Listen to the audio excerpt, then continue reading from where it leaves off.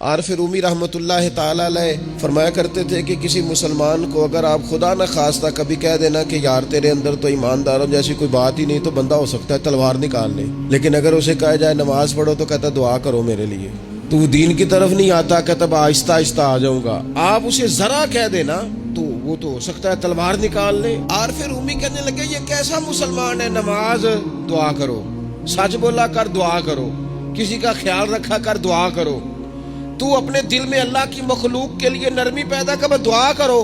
تو کون ہے؟ کہتا میں ہوں مسلمان اور پکا مسلمان ہوں، میں تمہیں ہلنے نہیں دوں گا اس بات سے، لیکن اگر آپ مجھے کہیں مسلمانوں والا کوئی کام کرے تو کہتا ہے نماز کے بغیر مسلمان نہیں ہوتا، سچ کے بغیر مسلمان نہیں ہوتا، دیانت کے بغیر مسلمان نہیں ہوتا، اور میں تم سے بڑا عاشق رسول ہوں۔ تو بھائی کچھ چیز نظر بھی تو آئے نا، کوئی اس کے اثرات بھی تو ہونا۔ آپ دکاندار ہیں تو آپ مال لینے جاتے ہیں، لا کے بیچتے ہیں، دکانداری نظر آ رہی ہے۔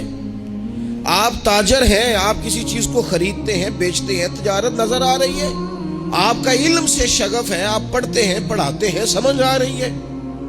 تو اگر آپ مومن ہیں تو پھر مومن کی علامت تو اعمال صالحہ ہے، تو وہ اعمال بھی نظر آنے چاہیے۔ تو کبھی درود میں ہو، کبھی سلام میں ہو، کبھی نعت میں ہو، کبھی تو تلاوت میں ہو، کبھی تو رکوع میں ہو، کبھی تو قیام میں ہو۔